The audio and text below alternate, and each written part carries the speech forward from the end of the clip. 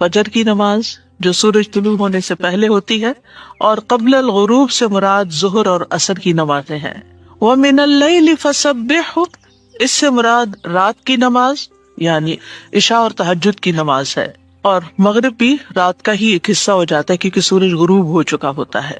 یعنی ان تمام احوال میں اللہ تعالیٰ کی تسبیح بیان کریں، اور تسبیح سے مراد یعنی سورج کے طلوع ہونے اور غروب ہونے سے پہلے جو تسبیحات ہمیں بتائی گئی ہیں وہ پڑھیں، اور اگر اس سے مراد نماز ہے تو پھر اس سے مراد نماز میں اللہ کا ذکر، اور اس کے علاوہ وَأَدْبَارَ السُّجُودِ، اور سجدوں کے بعد بھی۔ ایک معنی اس کا یہ ہے کہ نماز کے بعد کی تسبیحات کا اہتمام کیا جائے۔ بہت سے لوگوں کو دیکھا گیا وہ نماز پڑھتے بس اٹھ جاتے ہیں، تسبیح نہیں کرتے، جبکہ یہاں اللہ سبحانہ وتعالیٰ خاص طور پر حکم دے رہے ہیں کہ نماز کے بعد تسبیح بیٹھ کر کرنی چاہیے، یہ نماز کے بعد کا ذکر ہے۔ مجاہد ابن عباس سے روایت کرتے ہیں کہ اللہ تعالیٰ نے آپ صلی اللہ علیہ وسلم کو تمام نمازوں کے بعد تسبیح پڑھنے کا حکم دیا ہے، اور وہ اس آیت کی تشریح کر رہے تھے وہ ادبار السجود کی۔ مجاہد کہتے ہیں اس سے مراد فرض نماز کے بعد تسبیح کرنا ہے۔ تو یہ نوٹ کر لیجئے کہ ساری نماز مکمل کرنے کے بعد نہیں بلکہ فرض نماز پڑھنے کے بعد تسبیح کریں۔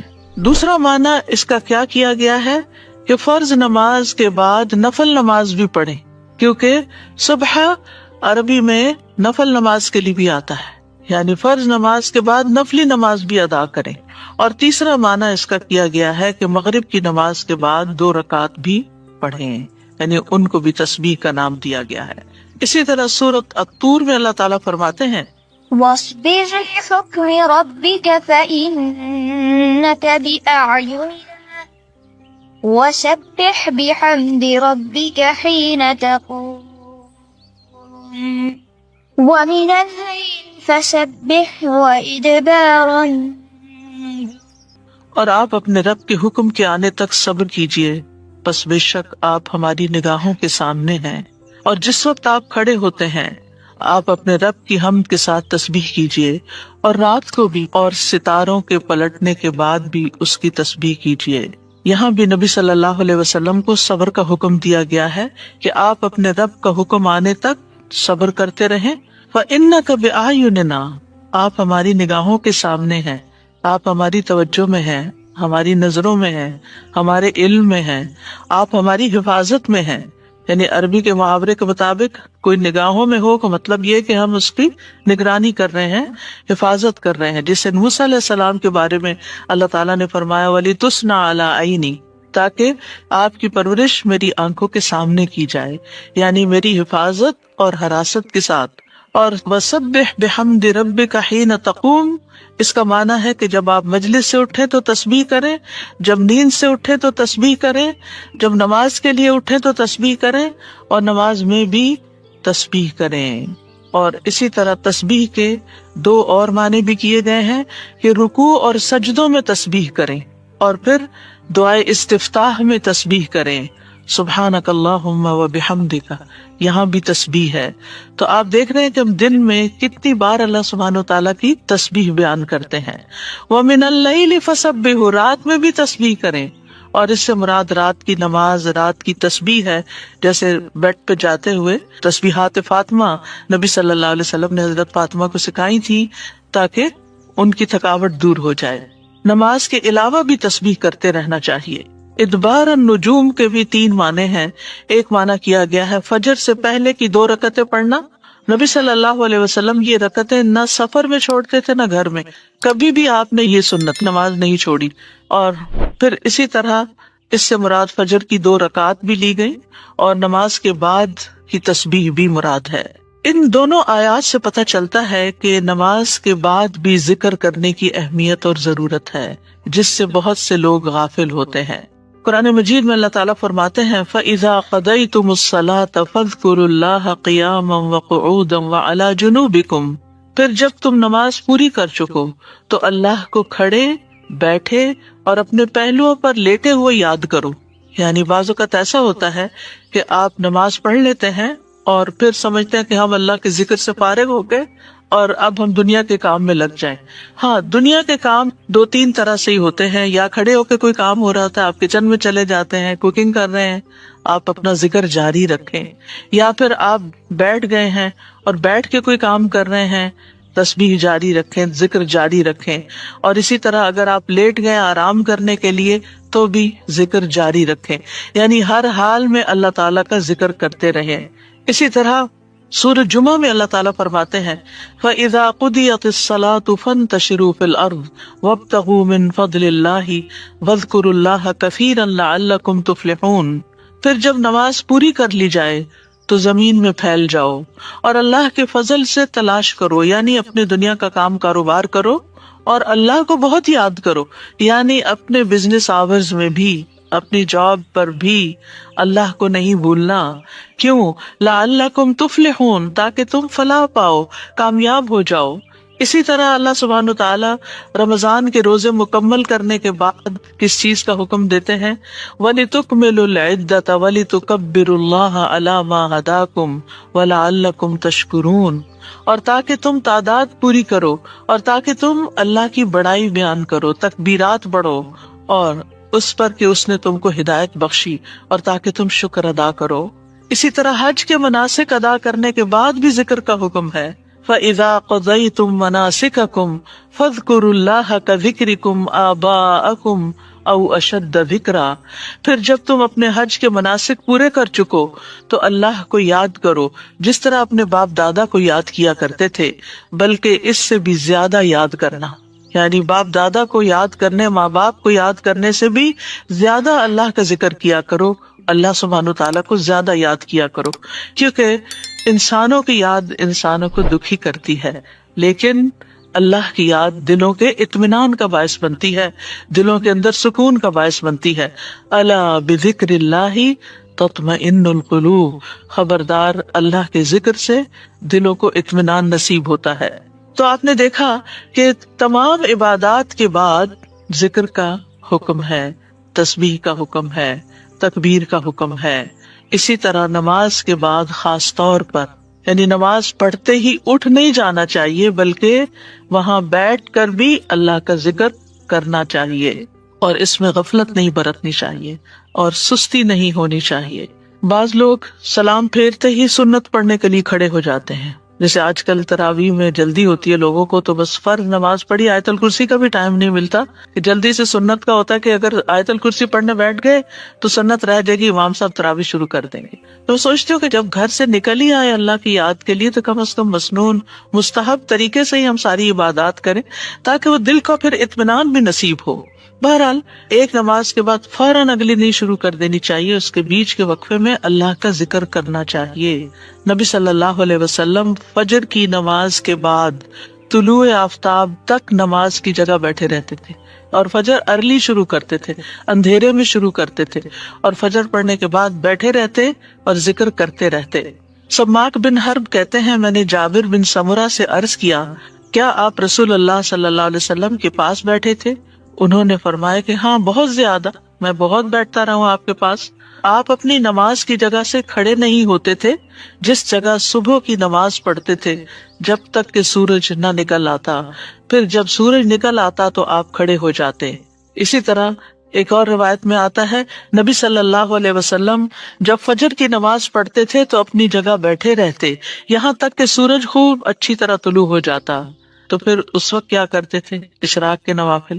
تو اس سے آپ اندازہ لگائیں, کیا ہم میں سے کوئی یہ کہہ سکتا ہے کہ میں رسول اللہ صلی اللہ علیہ وسلم سے زیادہ مصروف انسان ہوں, میں زیادہ بزی ہوں, میرے بہت کام ہے, میرے پاس بیٹھنے کا وقت نہیں ہے؟ نہیں, یہ صرف نفس کا دھوکا ہوتا ہے. نفس ہمیں دھوکا دیتا ہے کہ دیکھو پہلے تم اٹھے ہو تہجد کے لیے, پھر تم نے پڑھی نماز اور پھر پڑھے اذکار, اور اب تم پھر بیٹھ کے اور انتظار کرو, تو اٹھو کچھ اور کام کرو, اچھا میرا وہ کام بھی ہے, میرا وہ کام بھی ہے. اور اس طرح ہم اپنے آپ کو تسلیاں دے کر اپنی جگہ سے اٹھ جاتے ہیں اور ذکر میں کوتاہی کر جاتے ہیں, جبکہ مستحب یہی ہے کہ اسی جگہ بیٹھ کر چاہے آپ تلاوت قرآن کریں, چاہے آپ صبح شام کے اذکار, یہی وقت ہے ان کا, سورج نکلنے سے پہلے, اور حفاظت حفاظت کے لیے جو پڑھتے ہیں وہ انہی اوقات میں پڑھے جاتے ہیں. لہٰذا اس وقت آپ وہ بھی پڑھ سکتے ہیں, آپ تسبیحات کر سکتے ہیں, آپ کوئی بھی اور ذکر, آپ قرآن مجید کا مطالعہ کر سکتے ہیں, تفسیر کی کوئی کتاب پڑھ سکتے ہیں, کوئی تفسیر کا لیکچر سن سکتے ہیں, اپنی تجوید درست کر سکتے ہیں, یعنی کوئی سبق یاد کر سکتے ہیں. یعنی کوئی بھی چیز ذکر کی قسم کی آپ اس وقت میں تسلی کے ساتھ کر سکتے ہیں تاکہ یہ سنت پوری ہو جائے, کیونکہ اس کا اجر و ثواب بہت ہے. جو شخص اسی جگہ بیٹھا رہے اور پھر نفل پڑھ کے اشراق کے اٹھے تو اس کو حج عمرے کا ثواب ملتا ہے. نبی صلی اللہ علیہ وسلم نے صحابہ کو نماز کے بعد کے اذکار سکھائے. ابن تیمیہ رحمہ اللہ کہتے ہیں کہ نبی صلی اللہ علیہ وسلم جب لوگوں کو نماز پڑھاتے تھے تو آپ سلام پھیرنے کے بعد دعا نہیں کرتے تھے, اور نہ صحابہ ایسا کرتے تھے, نہ صبح کی نماز میں, نہ عصر کی نماز میں, نہ دیگر نمازوں میں, بلکہ آپ سے ثابت ہے کہ آپ اپنا چہرہ اصحاب کی طرف کر لیتے, یعنی پلٹ کے واپس بیٹھ جاتے, اللہ کا ذکر کرتے اور ان کو سکھاتے تھے. یعنی اذکار اور دعا میں تھوڑا سا فرق ہے. دعائیں زیادہ سے زیادہ سلام پھیرنے سے پہلے کر لیتے تھے, اور جو اذکار ہوتے تھے جیسے تسبیحات ہیں یا صبح شام کے اذکار ہیں یا باقی اذکار ہیں وہ بعد میں کر لیتے تھے, جیسے لا الہ الا اللہ وحدہ لا شریک لہ, اور اسی طرح دیگر اذکار جو ہیں. اور سلام پھیرنے کے بعد اللہ کا ذکر کرنا یعنی زیادہ مستحب ہے. اگرچہ دعا بھی کر سکتے ہیں, یعنی منع نہیں ہے. بعض علماء یہ کہتے ہیں کہ نبی صلی اللہ علیہ وسلم نے جو دبر الصلاۃ کا لفظ استعمال کیا نماز کے پیچھے, تو اس سے مراد نماز کے بعد بھی ہے. حضرت عائشہ کہتی ہیں کہ نماز کے بعد کے اذکار شیشے کو صاف کرنے کے بعد اس کو چمکانے کی طرح ہے. یعنی نماز میں آپ نے اپنی صفائی کر لی اور اب بعد کے اذکار کے جو آپ کو اور زیادہ چمکا رہے ہیں. نماز نور ہے, یہ دل کو صاف کر دیتی ہے, دل کو روشن کر دیتی ہے, جیسے کہ شیشے کو صاف کیا جاتا ہے. اور نماز کے بعد ذکر کرنا ایسا ہے جیسا کہ شیشے کو چمکایا جاتا ہے. فرشتے بھی دعائیں کرتے ہیں. رسول اللہ صلی اللہ علیہ وسلم نے فرمایا, جب تک تم اپنے مصلی پر جہاں تم نے نماز پڑھی تھی بیٹھے رہو اور ریاح خارج نہ کرو, گیس پاس نہ کرو, تو فرشتے تم پر برابر درود بھیجتے رہتے ہیں. یعنی اگر کوئی شخص فجر کی نماز پڑھ کے اپنے وضو کی حالت میں سورج نکلنے تک بیٹھا رہتا ہے تو آپ اپنے لیے بھی ذکر کر رہے ہیں اور فرشتے بھی آپ کے لیے دعائیں کر رہے ہیں. کیا دعا کرتے ہیں؟ اللہم اغفر لہ, اللہم ارحمہ, اے اللہ اس کی مغفرت فرما, اے اللہ اس پر رحم فرما. اور یہ اس وقت تک ہوتا رہتا ہے جب تک وہ وضو توڑ کر فرشتوں کو تکلیف نہ پہنچائے. یعنی جب گیس پاس ہوتی ہے اور اس کی اسمیل سے پھر فرشتوں کو تکلیف ہوتی ہے, تو فرشتے جو ہیں وہ پیاز کی اسمیل اور لہسن کی اور جسم سے نکلنے والے, اگر پسینہ بہت آ رہا ہے اور کپڑے نہیں آپ تبدیل کرتے, رات کے کپڑوں میں اٹھ کے نماز شروع کر دیتے ہیں اور وہ اسمیلی کپڑے ہوتے ہیں, تو اس سے فرشتے آپ سے دور رہتے ہیں.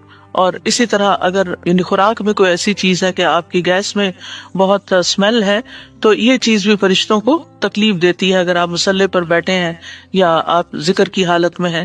پھر اس وقت ذکر کرنا جو ہے اولاد اسماعیل سے غلام آزاد کرنے سے افضل عمل ہے, خاص طور پر اگر ہم لا الہ الا اللہ وحدہ لا شریک لہ والی تسبیح پڑھتے ہیں.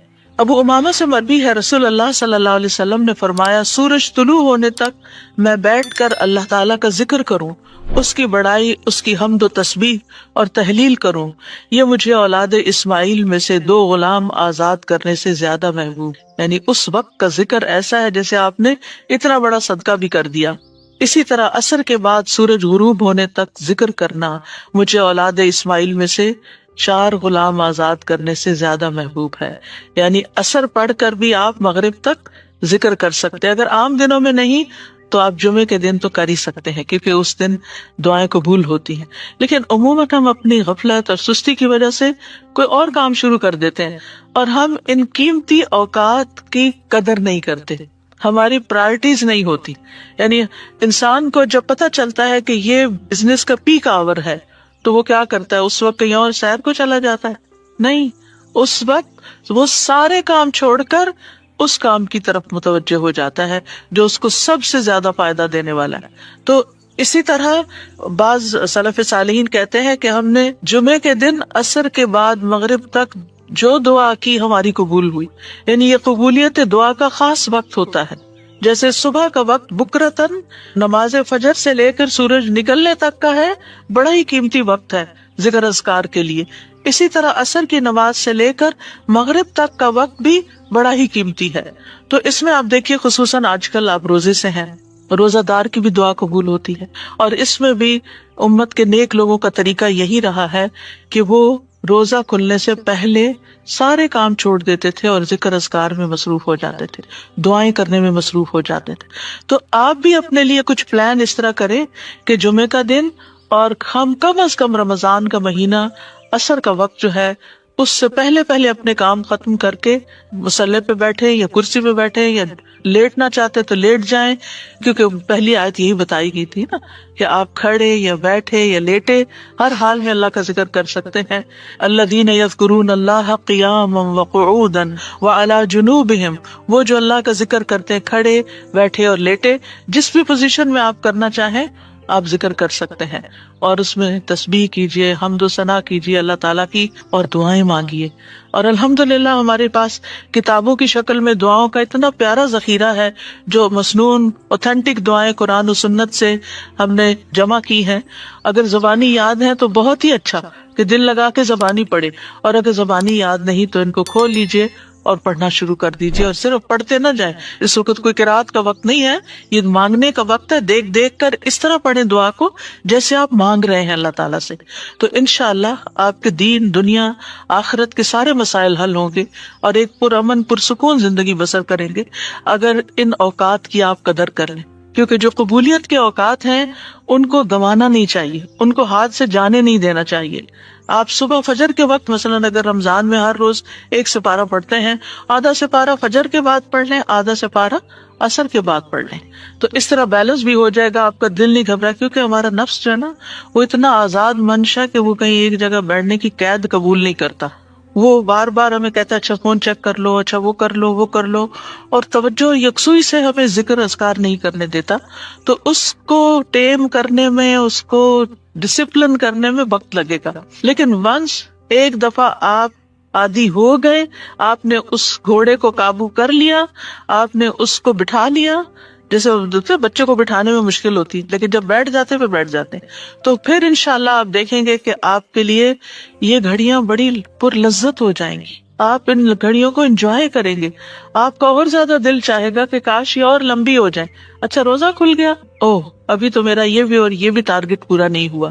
پھر اسی طرح یہ ہے کہ رسول اللہ صلی اللہ علیہ وسلم نے فرمایا جو شخص فجر کی نماز جماعت کے ساتھ پڑھنے کے بعد بیٹھ کر اللہ کا ذکر کرتا رہے یہاں تک کہ سورج نکل آئے، پھر 2 رکعتیں پڑھے، اس کے لیے 1 حج اور عمرے کا ثواب ہے.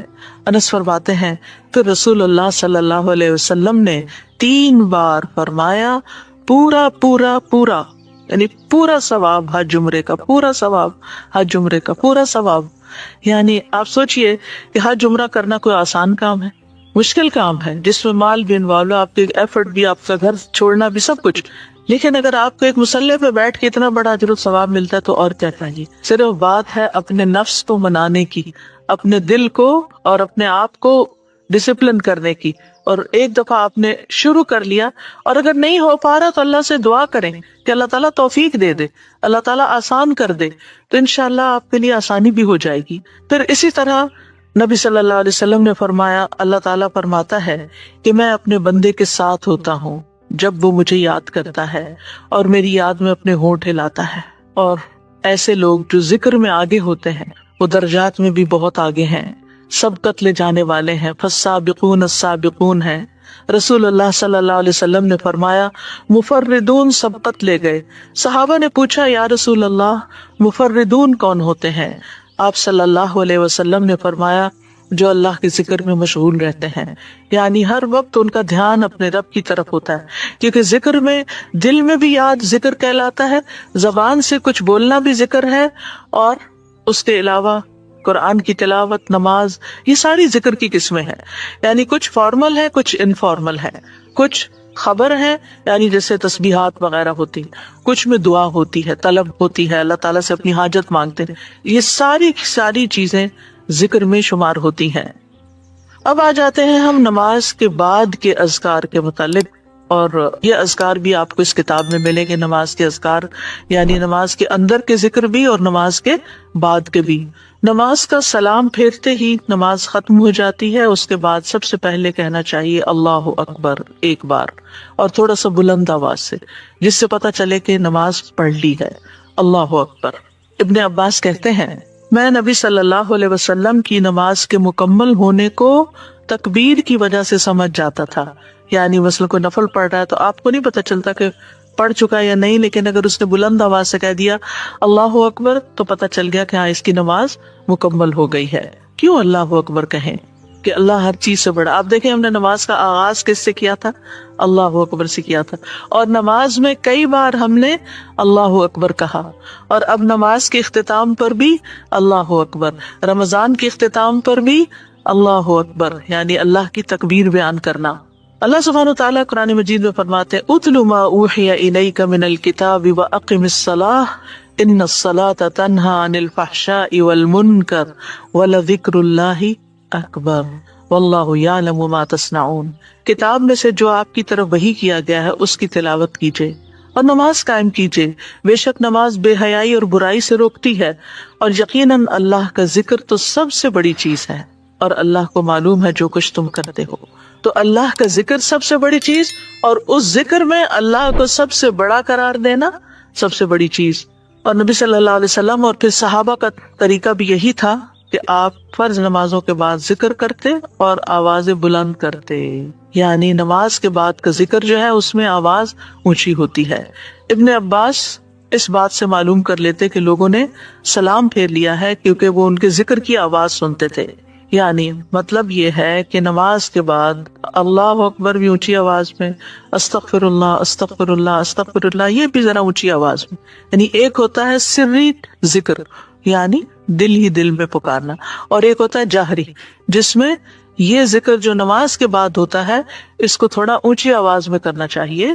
اور جس طرح وتر ختم ہونے کے بعد سبحان الملک القدوس سبحان الملک القدوس سبحان الملک القدوس ذرا اونچی آواز میں کہنا چاہیے. تو نبی صلی اللہ علیہ وسلم اس ذکر کو ہمیشہ اونچی آواز میں کرتے تھے.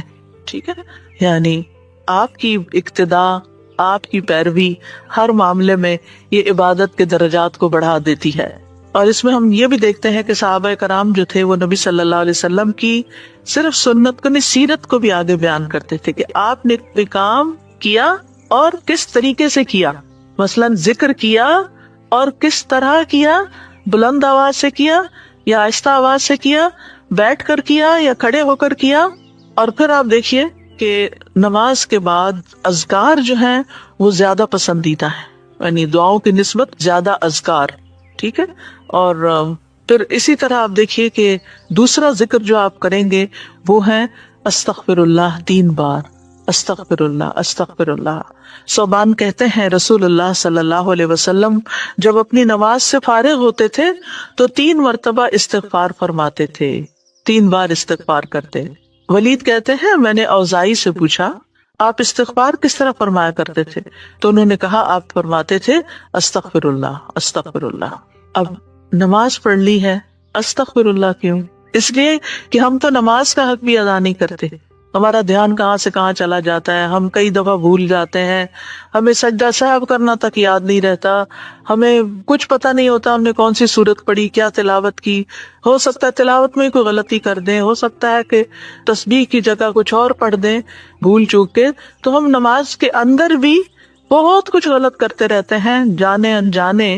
اور خاص طور پر جن لوگوں نے اپنی نماز کے پروننسیشن کی اصلاح نہیں کی وہ تو کچھ سے کچھ پڑھتے رہتے ہیں بعض اوقات.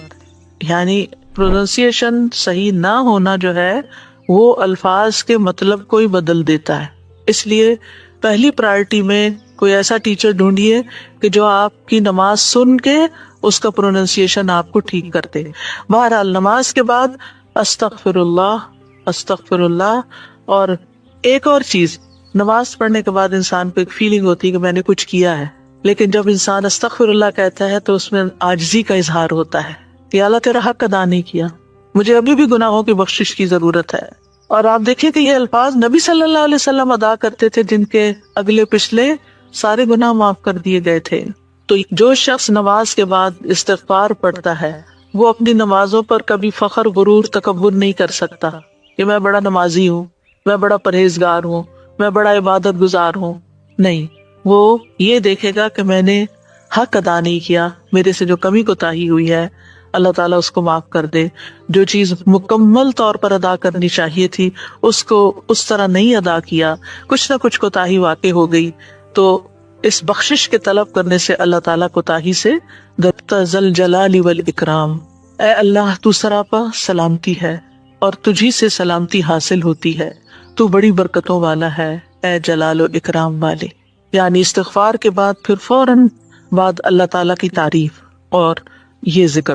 السلام جو ہے یہ اللہ تعالیٰ کے ناموں میں سے ایک نام ہے، جس کا مطلب یہ ہے کہ اللہ تعالیٰ ہر طرح کی آفات سے، عیبوں سے، ہر طرح کے نقص سے سلامت ہے، کوئی چیز اس کو نقصان نہیں دے سکتی، نہ لوگوں کی باتیں جو اللہ تعالیٰ کے خلاف کرتے ہیں، یا لوگوں کے گمان، یا لوگوں کی نافرمانیاں اور گناہ اور عبادت نہ کرنا، اللہ کا حکم نہ ماننا، اللہ تعالیٰ کو کوئی چیز نقصان نہیں دیتی، وہ سلامت ہے، اس کو کسی کی ضرورت ہی نہیں ہے۔ یہ جو کچھ ہم کرتے ہیں، ذکر ہو، عبادت ہو، یہ اپنے ہی فائدے کے لیے کرتے ہیں، اللہ تعالیٰ پر کچھ احسان نہیں ہے۔ تو ہم یہ کہتے ہیں اللہم انت السلام، کہ اللہ تعالیٰ آپ سراسر سلامتی ہیں اور آپ کا ہر فعل جو ہے وہ ظلم سے سلامت ہے، پاک ہے، ہر شر سے پاک ہے، آپ کی تقدیر، آپ کے فیصلے، ہر چیز سلامتی پر مبنی ہے۔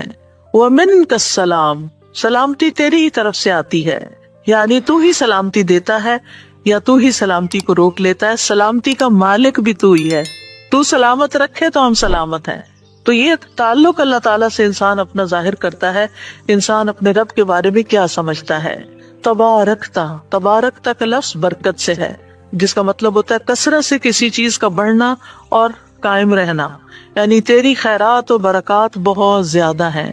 ذل جلال والاکرام، اے عزت اور جلال والے، جلال کا مطلب ہے عظمت، بڑائی، اور اکرام کا مطلب ہے احسان، یعنی تو اپنے بندوں کو عزت و اکرام دیتا ہے، اپنے رسولوں کو، اپنے انبیاء کو اور اپنے صالح بندوں کو تو ہی عزت اور اکرام اور برکتیں عطا کرتا ہے، ساری نعمتیں تیری ہی طرف سے ہیں۔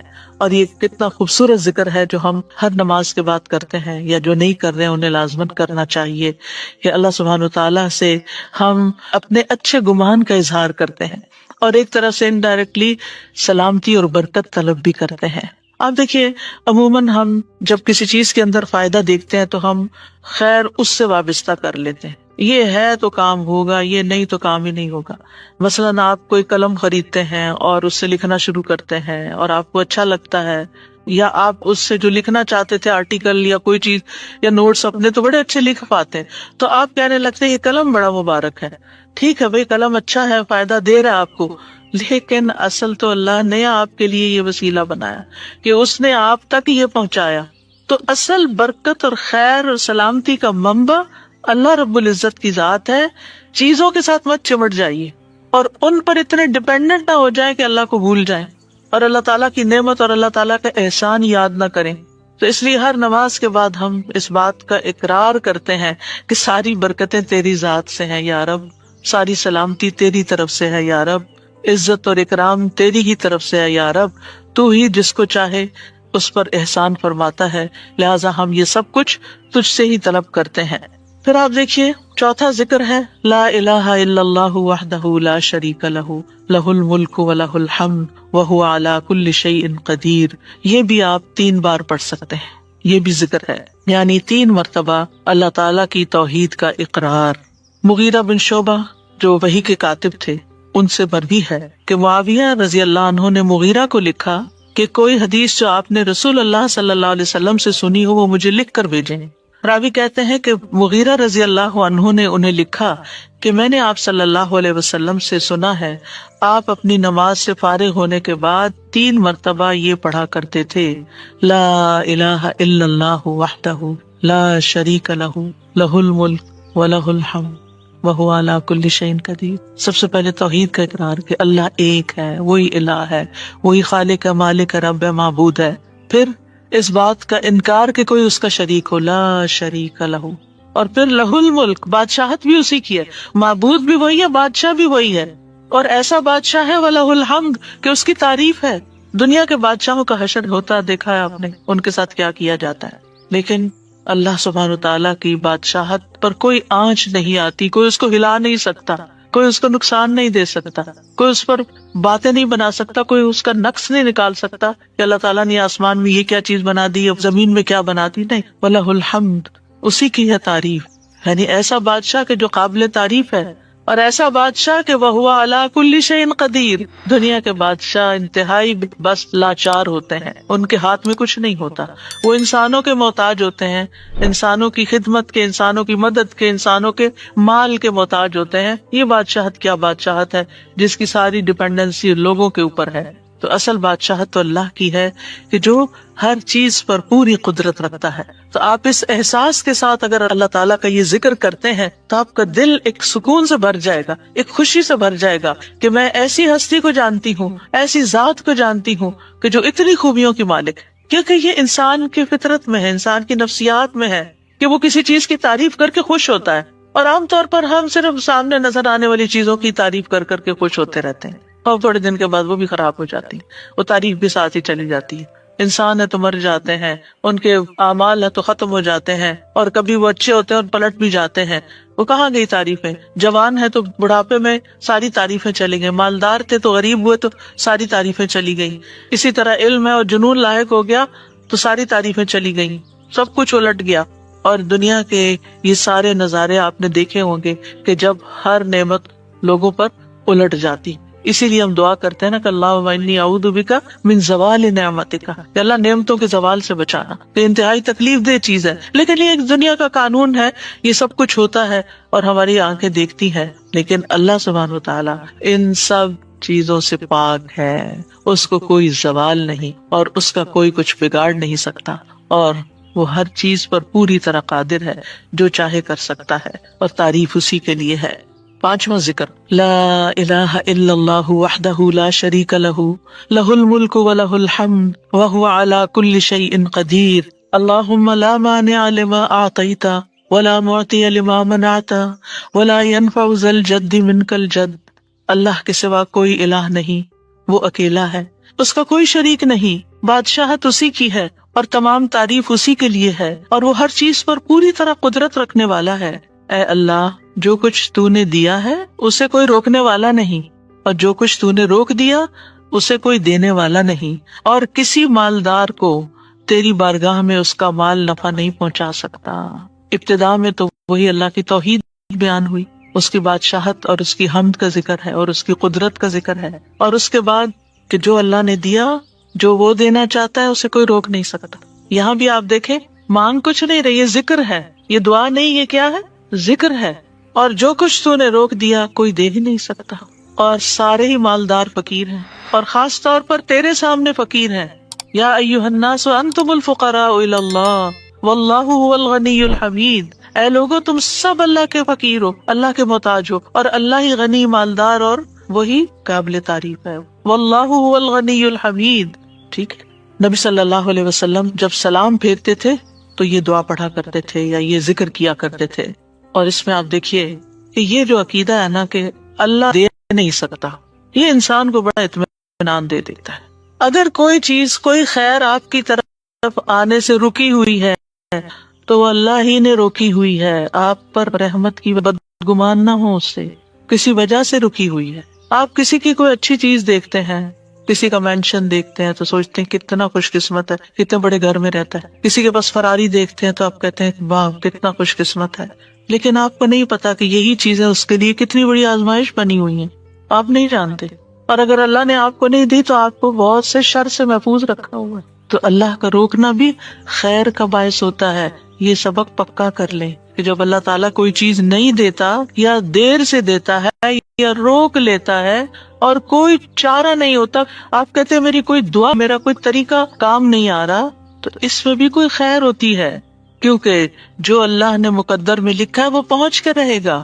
کوئی روک نہیں سکتا جو تو دے، اور کوئی دے نہیں سکتا جو تو روک لے، اور جسے اللہ نے آپ کے مقدر میں لکھا ہے وہ آپ تک آئے گا ہی آئے گا۔ سورۃ فاطر میں اللہ تعالیٰ فرماتے ہیں ما یفتح اللہ للناس من رحمت فلا ممسک لها وما يمسک فلا مرسل له من بعده وهو العزیز الحکیم. جو کچھ اللہ لوگوں کے لیے رحمت میں سے کھول دے اسے کوئی بند کرنے والا نہیں، اور جو وہ بند کر دے اس کے بعد اسے کوئی کھولنے والا نہیں. حدیث میں آتا ہے ما اصابک لم یکن لیخطئک وان ما اخطأک لم یکن لیصیبک. جو کچھ تمہیں پہنچا وہ تم سے خطا ہونے والا نہیں تھا، اور جو نہیں ملا وہ ہرگز ملنے والا نہیں تھا.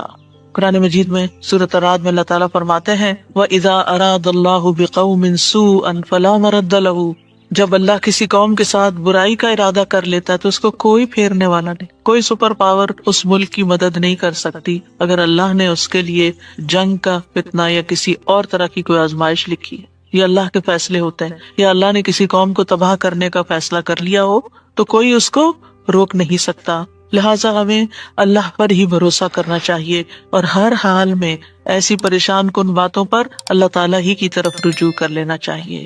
یاد رکھیے اگر کوئی چیز نہیں ملی تو اللہ تعالیٰ کو الزام مت دیں، اللہ تعالیٰ سے ناراض نہیں ہو، اللہ تعالیٰ سے بدظن نہیں ہو. یہ روکنا اس کی رحمت ہے. انسان اگر ان دو جملوں پر ایمان لے آئے تو پھر اس کا مکمل بھروسہ اللہ کی ذات پر ہو جائے گا. وہ رزق کے بارے میں اللہ پر ہی توکل کرے گا، نقصان کو دور کرنے اور بھلائی کو پانے کے لیے اللہ پر ہی بھروسہ کرے گا. وہ اللہ کو اپنے لیے کافی سمجھے گا. یعنی جہاں کہیں دل چھوٹا ہوا، جہاں کہیں کوئی پریشانی آئی، کہتے حسبی اللہ و نعم الوکیل. اللہ کار ساز یعنی کام بنانے والا اللہ ہی میرے لیے کافی ہے. وہ میرا کام بنائے گا، وہ میری مشکل آسان کرے گا. تو یہ توحید ربوبیت اور الوہیت پر مشتمل جملے ہیں. ابن تیمیہ کہتے ہیں یہ حدیث دو عظیم اصولوں پر مشتمل ہے.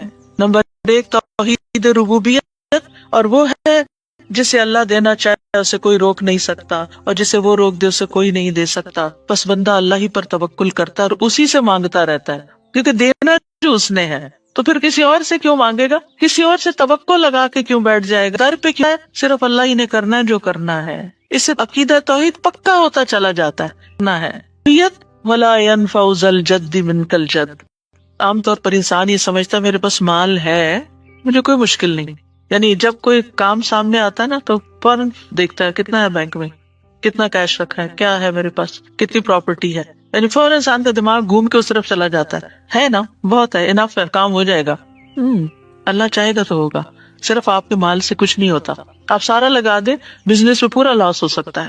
پھر بتائیے آپ کے مال نے آپ کو کیا فائدہ دیا؟ کچھ نہیں ہو سکتا جب تک اللہ نہ چاہے. مال بھی جب فائدہ دیتا ہے جب اللہ چاہتا ہے، اولاد بھی جب فائدے کی ہوتی ہے جب اللہ چاہتا ہے. کسی انسان سے فائدہ صرف اس وقت پہنچتا ہے جب اللہ چاہتا ہے. آپ نے دیکھا ہوگا کتنے ہی اچھے سے اچھے لوگ ہوتے ہیں ہر وقت کام آنے والے. ایک وقت ایسا آتا ہے وہ ایسے بےچارے مجبور ہوتے ہیں کہ ان کو نہ سوری یہ نہیں، کیونکہ سب کچھ ان کے اختیار میں نہیں ہے، سب کچھ ان کے بس میں نہیں ہے. اسی طرح انسان کے پاس بعض اوقات کوئی عہدہ ہوتا ہے، انفلوئنس ہوتا ہے، وہ سمجھتا ہے یہ عہدہ ہے میرے پاس، میں سب کچھ کر سکتا. نہیں کر سکتے. آپ نے دیکھا ہوگا دنیا کے بڑے بڑے ملکوں کے جو حکمران ہوتے ہیں کتنے بے بس ہوتے ہیں، کچھ بھی نہیں ہوتا ان کے ہاتھ میں، اپنی تقدیر نہیں بنا سکتے، اپنا فائدہ نہیں کر سکتے. اور پھر آپ دیکھیے کہ اللہ سبحانہ وتعالیٰ دنیا اسے بھی دیتا ہے جس سے وہ محبت کرتا ہے، اور اسے بھی دیتا ہے جس سے وہ محبت نہیں کرتا. لیکن یاد رکھیے ایمان اس کو دیتا ہے، دین کی سمجھ اس کو دیتا ہے جس سے وہ محبت کرتا ہے. وَمَن يُرِدِ اللَّهُ بِهِ خَيْرًا يُفَقِّهْهُ فِي الدِّينِ. دنیا تو سب کے پاس، مومن مسلم کافر سب کے پاس ہو سکتی ہے. دنیا کے بڑے بڑے فائدے ہر ایک کو مل سکتے ہیں، لیکن دین اس کو ملتا ہے جس سے اللہ محبت کرتا ہے. لہٰذا انسان کو اللہ ہی کی طرف رغبت کرنی چاہیے، اور کبھی بھی اپنے مال پہ، اپنے جاہ پہ، اپنے ریسورسز پہ، اپنی قوتوں پر، اپنے علم پر کبھی بھروسہ نہیں کرنا چاہیے کہ یہ میرے لیے کچھ بنائیں گے اور ان کی وجہ سے میں آگے بڑھ جاؤں گا اور ان کی وجہ سے میرا بہت فائدہ ہوگا. جب اللہ فائدہ لائے گا نا، ان میں سے کوئی ایک چیز بھی آپ کے پاس نہیں ہوگی تو آپ کا کام بن جائے گا. اور اگر فائدہ نہیں دینا نا اللہ نے ان ساری چیزوں کے ہوتے ہوئے، کئی دفعہ لوگ کہتے ہیں ہر چیز ہے میرے پاس لیکن پھر بھی میرا یہ مسئلہ حل نہیں ہوتا. معلوم نہیں کیوں رکاوٹ آ گئی، اور پھر وہ غلط سوچنا شروع کر دیتے ہیں، فلاں کی بندش ہے، فلاں کی نظر ہے، فلاں نے یہ کر دیا. نہیں، نفع اور نقصان دونوں اللہ کے ہاتھ میں. نہ کسی کی نظر آپ کو نقصان دے سکتی ہے، نہ کسی کا جادو آپ کو نقصان دے سکتا، نہ کسی کا حسد آپ کو نقصان دے سکتا ہے اگر اللہ نہ چاہے. لہٰذا اسی سے دعا کرتے رہیں، اور جو پروٹیکشن کی دعائیں اس نے سکھائی ہیں وہ پڑھتے رہیں، اور باقی بھروسہ اللہ کی ذات پر کریں. پھر چھٹا ذکر ہے لا الہ الا اللہ وحدہ لا شریک لہ لہ الملک ولہ الحمد وہو علی کل شیء قدیر لا حول ولا قوة الا باللہ لا الہ الا اللہ ولا نعبد الا ایاہ لہ النعمۃ ولہ الفضل ولہ الثناء الحسن لا الہ الا اللہ مخلصین لہ الدین ولو کرہ الکافرون. اللہ کے سوا کوئی الہ نہیں، وہ اکیلا ہے، اس کا کوئی شریک نہیں، بادشاہت اسی کی ہے اور تمام تعریف اسی کے لیے ہے، اور وہ ہر چیز پوری طرح قدرت رکھنے والا ہے، اور گناہ سے بچنے کی طاقت اور نیکی کرنے کی طاقت اللہ کے سوا کوئی دینے والا نہیں، اللہ کے سوا کوئی الہ نہیں. ہم صرف اسی کی عبادت کرتے ہیں، اسی کی ساری نعمتیں ہیں، اسی کا سارا فضل ہے، اور اسی کے لیے خوبصورت تعریف ہے. اللہ کے سوا کوئی الہ نہیں، ہم اسی کے لیے دین میں اخلاص رکھنے والے ہیں اگرچہ کافر ناپسند کریں. کلام پھیر کر ہر نماز کے بعد یہ کہتے، اور راوی کہتے ہیں کہ انہوں نے کہا کہ رسول اللہ صلی اللہ علیہ وسلم ہر نماز کے بعد ان کلمات کے ساتھ تحلیل کیا کرتے تھے، یعنی اللہ تعالیٰ کی حمد و ثنا بیان کرتے تھے. یہ بھی کیا ہے نماز کے بعد کا، جس میں آپ دیکھیے لا الہ الا اللہ وحدہ کے علاوہ لا حول ولا قوة الا باللہ، لا حول ولا قوة الا باللہ، کہ کوئی پھیرنے کی قوت یعنی کسی برائی کو، نقصان کو دور کرنے کی، اور اسی طرح کوئی فائدہ حاصل کرنے کی قوت اللہ ہی کے پاس ہے. کسی گناہ سے دور ہونے اور کسی نیکی کے کرنے کی ہمت طاقت اللہ ہی کے پاس ہے. تو یہ لا حول ولا قوت الا باللہ بہت فائدہ دیتا ہے، اور اس کی کثرت کرنے کو کہا گیا ہے. اور لا الہ الا اللہ ولا نعبد الا ایاہ، ہم صرف اسی کی عبادت کرتے ہیں. لہ النعمۃ ولہ الفضل ولہ الثناء الحسن، نعمت بھی اور فضل بھی اور اچھی تعریف سب اللہ ہی کے لیے ہے، اور ہم مخلص ہو کر اللہ کی عبادت کرتے ہیں. مخلصین لہ الدین لا الہ الا اللہ ولو کرہ الکافرون، اگرچہ کافر ناپسند کریں، ان کو ہماری توحید اچھی نہ لگے، لیکن پھر بھی ہم صرف ایک اللہ ہی کو مانتے ہیں. ساتویں چیز ہے تسبیحات.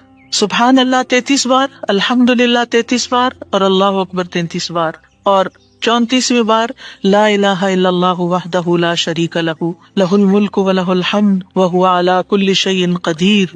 ہر نماز کے بعد ان تسبیحات کو پڑھنے کی فضیلت کیا ہے؟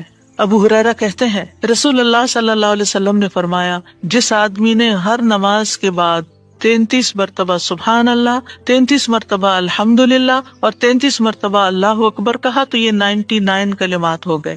اور 100 کا عدد پورے کرنے کے لیے لا الہ الا اللہ وحدہ لا شریک لہ یہ ذکر کر لیا تو اس کے سارے گناہ معاف کر دیے جائیں گے، چاہے وہ سمندر کی جھاگ کے برابر ہو. یعنی 100 کا عدد پورا کرنے کے لیے کیا پڑھنا ہے؟ لا الہ الا اللہ وحدہ لا شریک لہ لہ الملک ولہ الحمد وہو علی کل شیء قدیر. رسول اللہ صلی اللہ علیہ وسلم نے فرمایا ہر نماز کے بعد کچھ ایسے اذکار ہیں جن کو پڑھنے والا یا جن کو کرنے والا کبھی محروم نہیں ہوتا، جن میں سے سبحان اللہ 33 بار، الحمدللہ 33 بار اور 34 بار اللہ اکبر. یعنی اگر لا الہ الا اللہ پورا نہیں پڑھ سکتے تو اللہ اکبر کو 34 بار کر کے 100 کی گنتی پوری کر لیں. پھر اسی طرح رسول اللہ صلی اللہ علیہ وسلم کے پاس کچھ فقیر صحابہ حاضر ہوئے، کہا کہ امیر لوگ بلند درجات اور ہمیشہ رہنے والی جنت حاصل کر چکے. حالانکہ جس طرح ہم نماز پڑھتے ہیں وہ بھی پڑھتے ہیں، جیسے ہم روزے رکھتے ہیں وہ بھی رکھتے ہیں، لیکن مال و دولت کی وجہ سے انہیں ہم پر فضیلت حاصل ہے. اس کی وجہ یہ کہ وہ حج کرتے ہیں، عمرہ کرتے ہیں، جہاد کرتے ہیں، صدقے دیتے ہیں، اور ہم محتاجی کی وجہ سے یہ کام نہیں کر سکتے. آپ نے فرمایا کیا میں تمہیں ایک ایسا عمل نہ بتا دوں، اگر تم اس کی پابندی کرو گے تو جو لوگ تم سے آگے بڑھ چکے ہیں تم انہیں پالو گے اور تمہارے مرتبے تک کوئی نہیں پہنچ سکتا، اور تم اپنے سامنے موجود لوگوں میں سب سے بہتر ہو جاؤ گے سوائے ان کے جو یہی عمل شروع کر دیں. ہر نماز کے بعد 33 بار سبحان اللہ، 33 بار الحمدللہ، 33 بار اللہ اکبر، اور پھر 34ویں بار تو وہ ذکر آپ کو بتا ہی دیا گیا ہے. اور اگر آپ 33 بار نہ پڑھ سکیں تو 10 بار سبحان اللہ، 10 بار الحمدللہ اور 10 بار اللہ اکبر پڑھ لیا کریں. یعنی اگر جلدی ہے تو پھر 10 بار بھی پڑھ سکتے ہیں. نبی صلی اللہ علیہ وسلم نے فرمایا 2 عمل ایسے ہیں اگر کوئی مسلمان بندہ ان کی پابندی کر لے تو جنت میں داخل ہوگا، اور وہ بہت آسان ہے مگر ان پر عمل کرنے والے بڑے کم ہیں. وہ کیا ہیں؟ ہر نماز کے بعد 10 بار سبحان اللہ، 10 بار الحمدللہ، 10 بار اللہ اکبر. فرمایا زبان کی ادائیگی کے اعتبار سے تو 150 بار ہے، یعنی 5 نمازوں میں 10 بار، اور ترازو میں 1500 ہوں گے. اور جب سونے لگے تو 34 بار اللہ اکبر، 33 بار الحمدللہ اور 33 بار سبحان اللہ کہے. زبانی طور پر تو یہ 100 ہے مگر میزان میں یہ تسبیحات 1000 ہوں گی.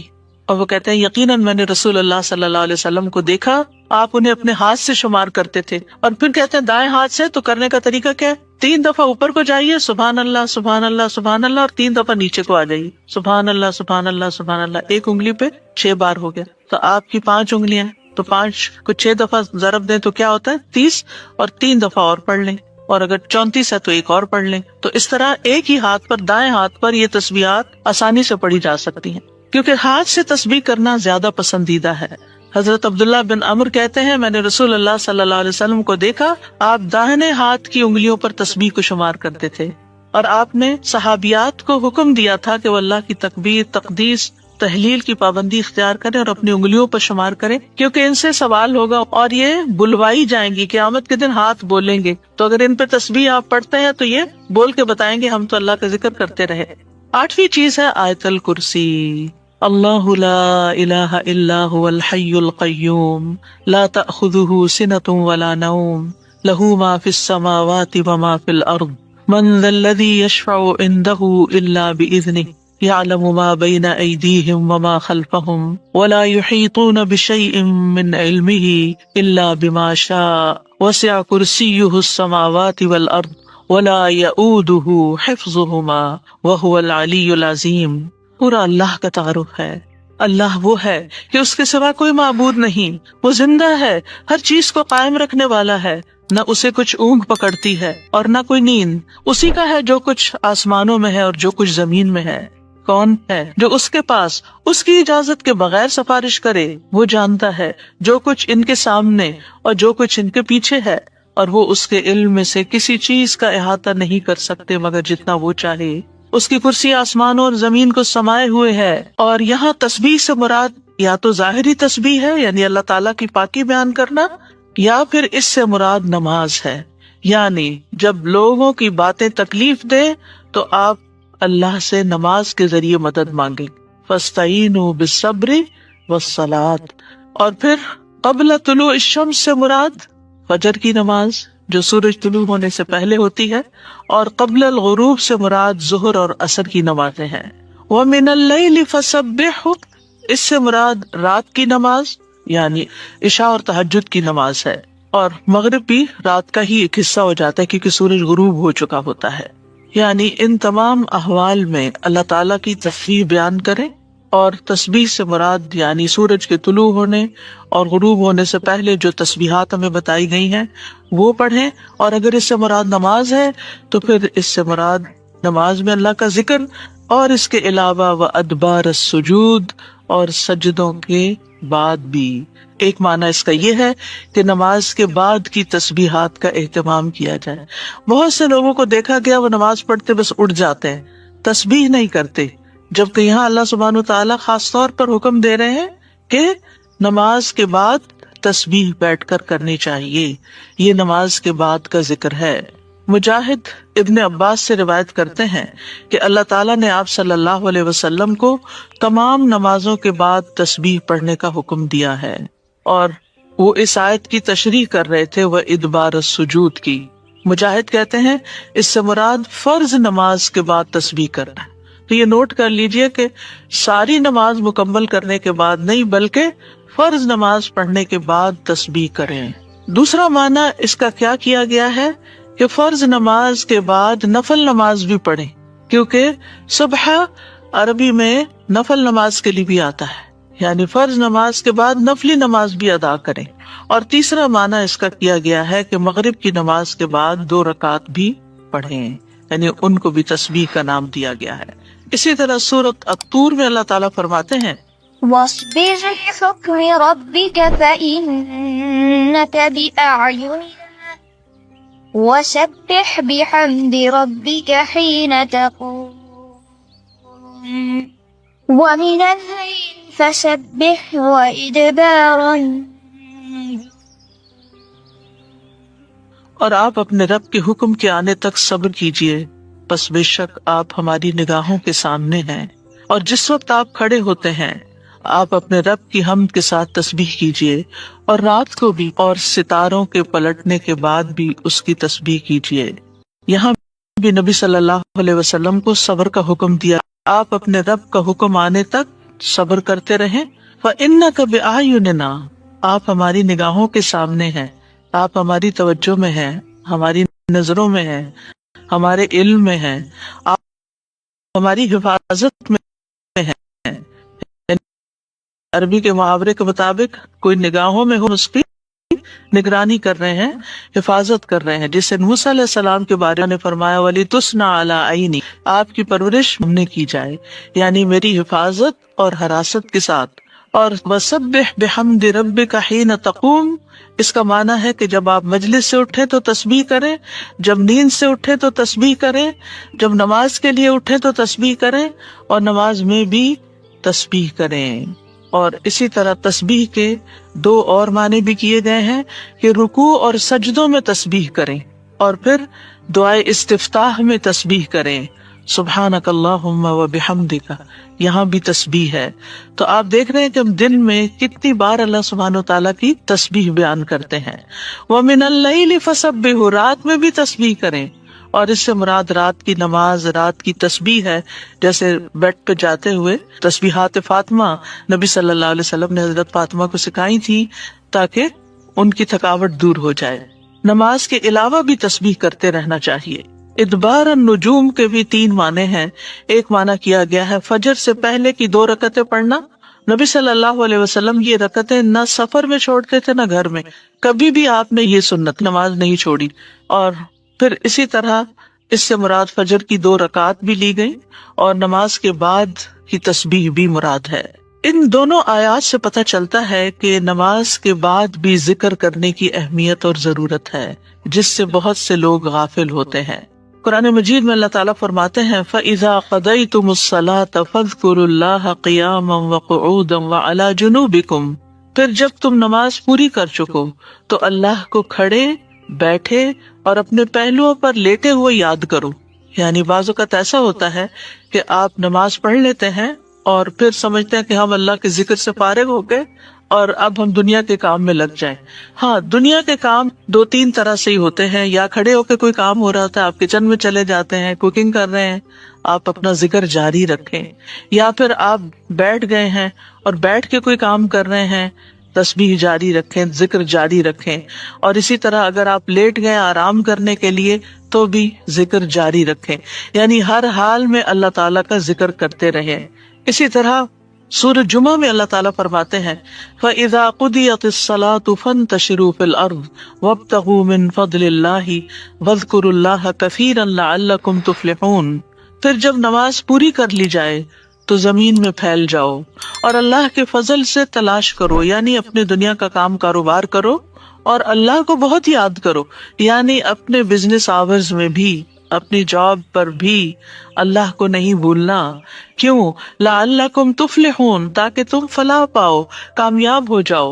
اسی طرح اللہ سبحانہ تعالیٰ رمضان کے روزے مکمل کرنے کے بعد کس چیز کا حکم دیتے ہیں وَلِتُكْمِلُوا الْعِدَّةَ وَلِتُكَبِّرُوا اللَّهَ عَلَىٰ مَا هَدَاكُمْ وَلَعَلَّكُمْ تَشْكُرُونَ. اور تاکہ تم تعداد پوری کرو، اور تاکہ تم اللہ کی بڑائی بیان کرو، تکبیرات پڑھو، اور اس پر کہ اس نے تم کو ہدایت بخشی، اور تاکہ تم شکر ادا کرو. اسی طرح حج کے مناسک ادا کرنے کے بعد بھی ذکر کا حکم ہے فَإِذَا قَضَيْتُم مَّنَاسِكَكُمْ فَاذْكُرُوا اللَّهَ كَذِكْرِكُمْ آبَاءَكُمْ أَوْ أَشَدَّ ذِكْرًا. پھر جب تم اپنے حج کے مناسک پورے کر چکو تو اللہ کو یاد کرو جس طرح اپنے باپ دادا کو یاد کیا کرتے تھے، بلکہ اس سے بھی زیادہ یاد کرنا. یعنی باپ دادا کو یاد کرنے، ماں باپ کو یاد کرنے سے بھی زیادہ اللہ کا ذکر کیا کرو، اللہ سبحانہ تعالیٰ کو زیادہ یاد کیا کرو. کیونکہ انسانوں کی یاد انسانوں کو دکھی کرتی ہے، لیکن اللہ کی یاد دلوں کے اطمینان کا باعث بنتی ہے، دلوں کے اندر سکون کا باعث بنتی ہے. الا بذکر اللہ تطمئن القلوب، خبردار اللہ کے ذکر سے دلوں کو اطمینان نصیب ہوتا ہے.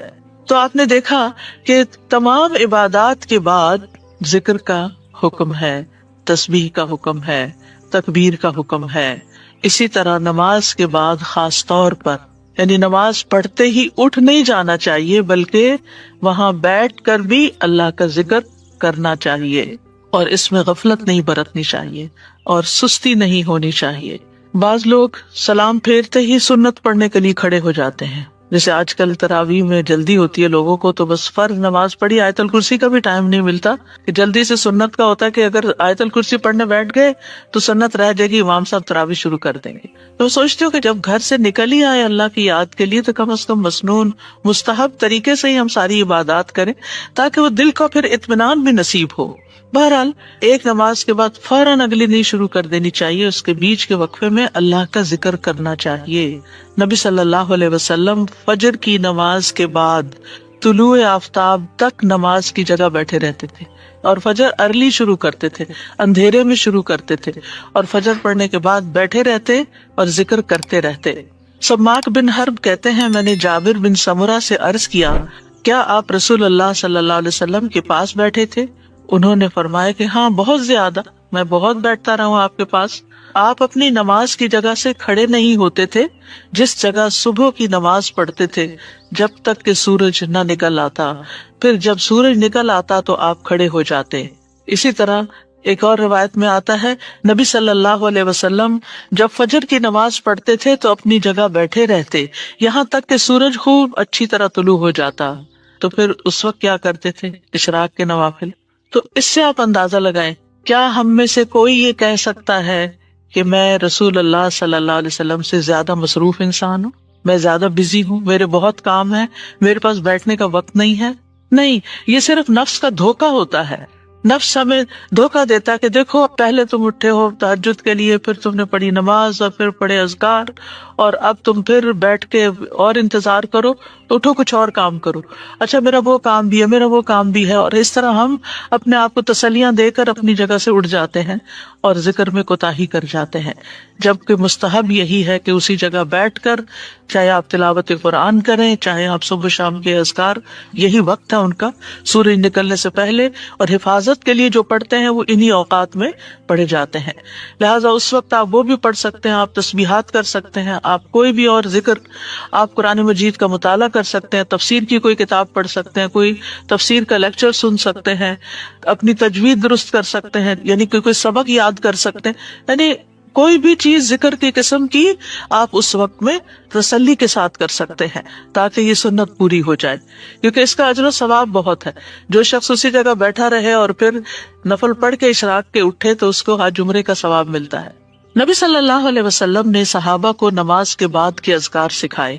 ابن تیمیہ رحمہ اللہ کہتے ہیں کہ نبی صلی اللہ علیہ وسلم جب لوگوں کو نماز پڑھاتے تھے تو آپ سلام پھیرنے کے بعد دعا نہیں کرتے تھے، اور نہ صحابہ ایسا کرتے تھے، نہ صبح کی نماز میں، نہ عصر کی نماز میں، نہ دیگر نمازوں میں، بلکہ آپ سے ثابت ہے کہ آپ اپنا چہرہ اصحاب کی طرف کر لیتے، یعنی پلٹ کے واپس بیٹھ جاتے، اللہ کا ذکر کرتے اور ان کو سکھاتے تھے. یعنی اذکار اور دعا میں تھوڑا سا فرق ہے. دعائیں زیادہ سے زیادہ سلام پھیرنے سے پہلے کر لیتے تھے، اور جو اذکار ہوتے تھے جیسے تسبیحات ہیں،